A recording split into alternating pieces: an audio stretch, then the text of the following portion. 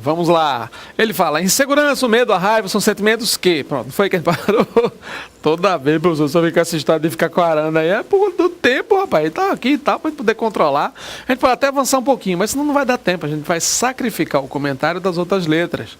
Ainda não, eu prefiro fazer tranquilinho, ver letra por letra, a gente vai avançando aí. Vamos lá, seguindo aí, acompanhe. Olha só. São sentimentos que nos embotam a percepção. E aí? Atrapalham, prejudicam e tal, o que você acha? Pessoal, o que eles colocam aí nessa questão dos sentimentos aí que impactam para o resto da vida, nesses caminhos, nessas coisas, são essas atitudes impensadas, né? Mas ele quer saber a parte incorreta, ele quer saber qual é a alternativa incorreta em relação a isso. Gente, nos embota a percepção? Não, de uma forma ou de outra não estão pontuando isso. Letra B, olha só, ele quer saber o que é incorreto. Não serve para a gente a letra A. A raiva, o medo e tal, são sentimentos que motivam nossas ações. Bom, muitas vezes sim, motivam, claro, também não serve como resposta. Né? Motivam nossas ações, pelo menos os desatinos, né? Muitas vezes motivam as ações desatinadas. Interfere no nosso futuro? Plenamente. Também não serve para a gente. Né? Tranquilo, está fora. Por quê? Porque interferem sim. A raiva embota, atrapalha, distorce? Sim. Motiva as ações? Sim, aquelas ações impensadas muitas vezes. Interfere no nosso futuro? Seguramente. Compromete tudo e às vezes cometemos desatinos e de uma forma ou de outra elas impactam para o resto da vida. Foi isso que o próprio texto disse, né? Diversas vezes adotamos posturas impensadas que impactam pelo resto da nossa vida. Você tem isso aí na linha 9, na linha 10 e na linha 11. Comprometendo trilhas que poderiam ser melhores. É isso que o texto diz, não é? D. Precipita nossas decisões? Seguramente. Raiva, medo e insegurança, muitas vezes por raiva, por instinto, impulso, tomamos decisões precipitadas. A resposta certa, a letra E, porque não tem nada de racionalizam, elas não tornam uma coisa sensata, ponderada, pensativa, nada disso. As escolhas são impensadas, são impulsivas, inquietantes e por aí vai. Certo? Beleza? Vamos lá. Questão 4, resposta certa, letra E. Questão 5. Afinal, sou humano. Linha 14. Olha só. Na linha 14 ele diz, afinal, sou humano. Claro que no próprio texto, o elemento destacado é um operador argumentativo de... Olha aí, Assis Granri. Trabalhando com um operador argumentativo, bicho. Que legal. Olha só. Quando a gente fala em operador argumentativo, você já sabe. Já mencionamos em algumas aulas anteriores.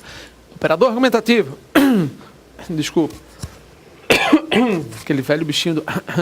Pois é. Os operadores argumentativos, você tem aí conjunções, preposições, advérbios e ainda as palavras denotativas.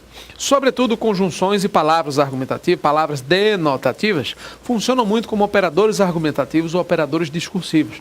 São aquelas palavras ou expressões utilizadas em orações, na construção de períodos, frases, para dar um certo sentido ao discurso, né? Para encaminhar, para dar marcadores do discurso em relação à condução, para indicar qual é a sequência, qual é a direção seguida pelo argumentador, pelo autor do texto, etc. Faz conexões entre as partes do texto, ligam as partes do texto, mas também dão pistas acerca da direção do argumento utilizado pelo autor. Certo? Então, operadores argumentativos, entenda um pouco como o conjunto de palavras e expressões, né? Geralmente conjunções, advérbios, palavras denotativas e algumas preposições. Certo?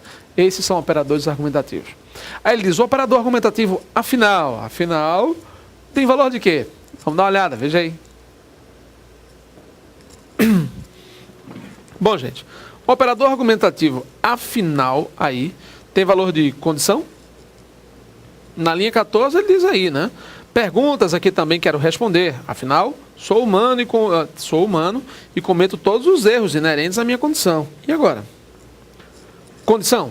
Não está dando nenhuma ideia de condição nesse contexto aí. Consequência? O que você acha?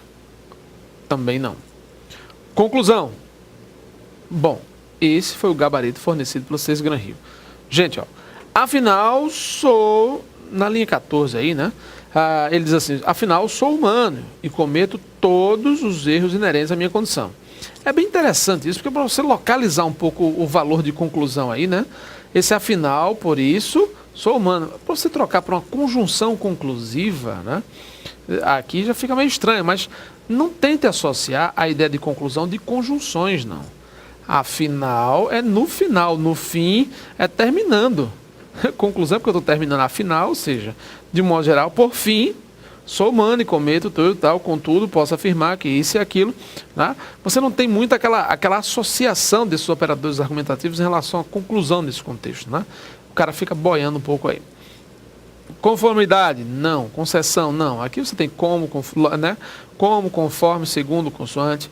Concessível, você tem ainda que, mesmo quando, embora, malgrado. Não é isso? Você tem várias expressões que indicam concessão. Super comum concessão em provas, né? Questão 5, gabarito oficial, letra C de casa. Beleza, vamos lá. Questão de número 6. Vamos lá. Na questão 6 ele coloca aí, na questão 6... beleza.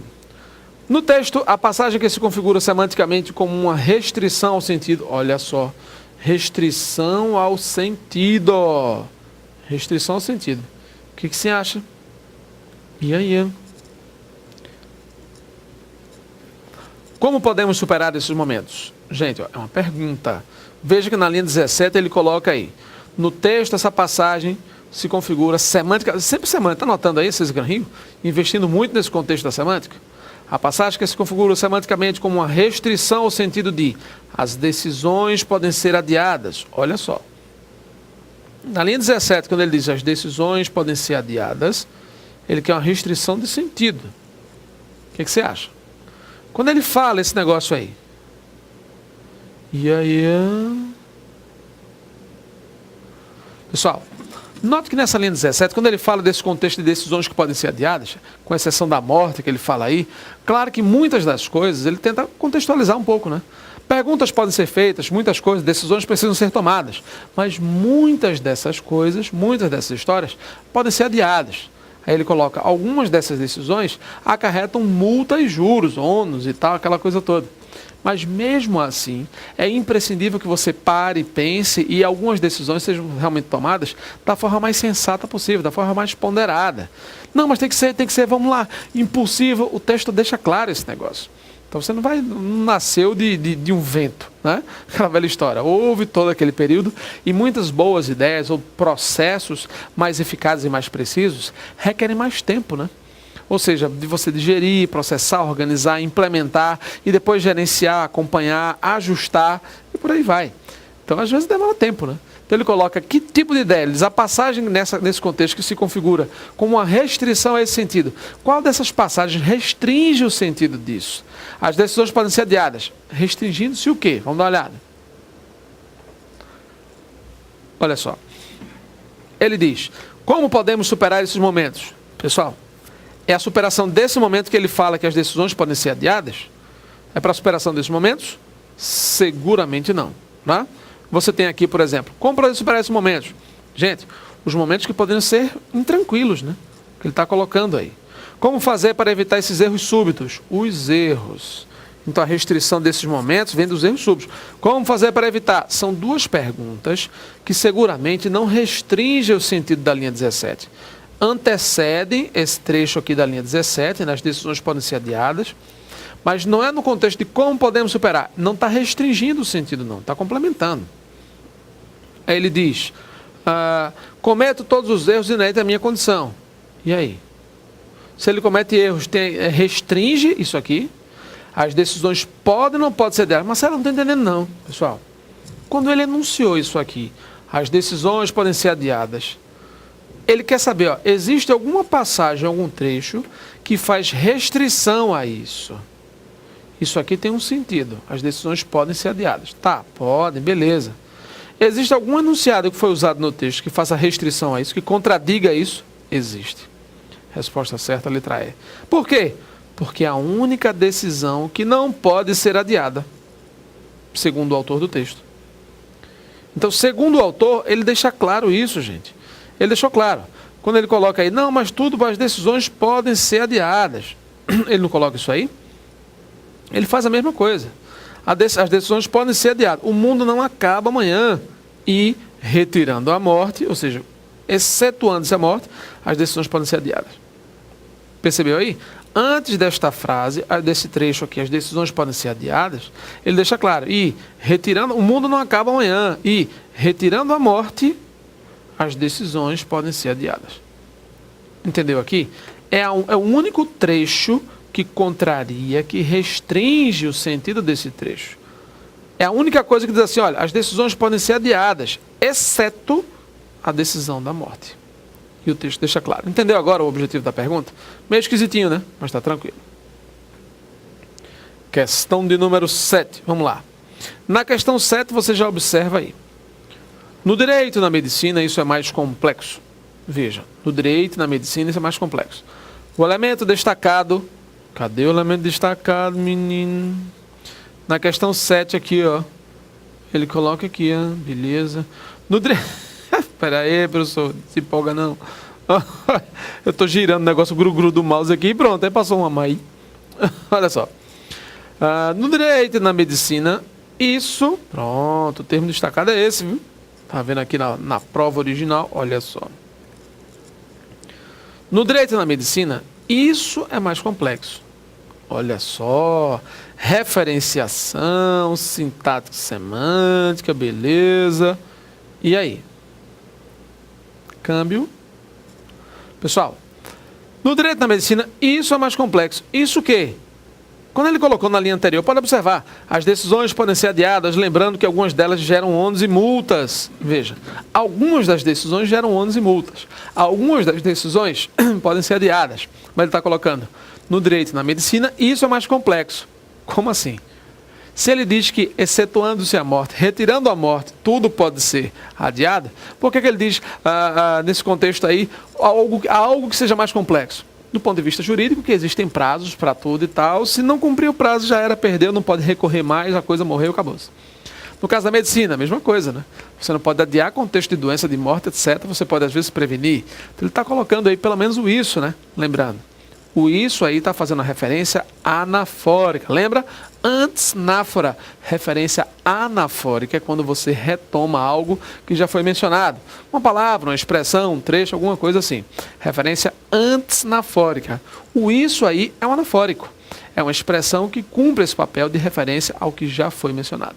Vamos dar uma olhada. Segue aí, acompanhe. Olha aí. Ele faz referência a que passagem do texto? Cometo todos os erros. Isso é mais complexo? E aí, pessoal? O que é complexo para ele é o fato de cometer erros em relação a isso? Não.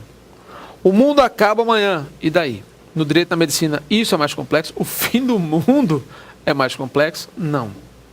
Retirando a morte. Bom, talvez, né? Retirando-se a morte é complexa. Mas o que ele está colocando? Isso o quê? Quando ele falou na linha 17 sobre o adiamento, gente. A resposta certa é a letra D de dado. Não é questão do isso que seja mais complexo, mas do adiamento. As decisões podem ser adiadas, tá? Agora, no direito, na medicina, esse adiamento é mais complexo. Então, no caso do direito, tribunais, processos, prazos, julgamentos, etc. No caso da medicina, saúde, bicho. Não, eu vou fazer uma cirurgia. Não, rapaz, eu estou quase morrendo, mas beleza, semana que vem eu faço. Oh, é bom demais, né? Claro que não dá.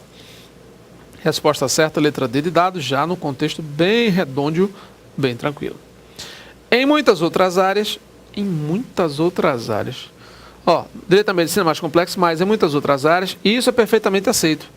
Isso o quê? O adiamento.